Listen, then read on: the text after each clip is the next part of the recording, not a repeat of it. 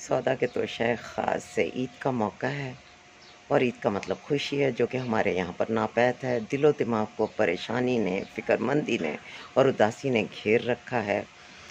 आजकल जानवर जो कुर्बानी के हैं, हर तरफ उनका शो है और वो नज़र आ रहे हैं। और इसके साथ साथ अगर टीवी चैनल्स खोले जाएं या सोशल मीडिया, तो वहाँ पर प्रेस कॉन्फ्रेंसेस की भरमार है। खैर, 2 रोज़ पहले हमारे दिफाई इदारे के तर्जुमान ने एक धुआंधार प्रेस कॉन्फ्रेंस की।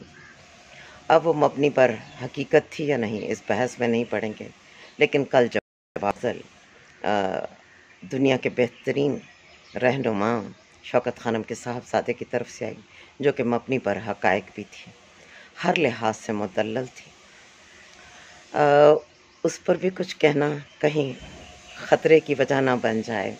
मगर मुझे हज़रत वासिफ़ अली वासिफ़ बहुत याद आए। उनका एक कौल है कि सच सिर्फ़ वो है जो सच्चा आदमी बोले।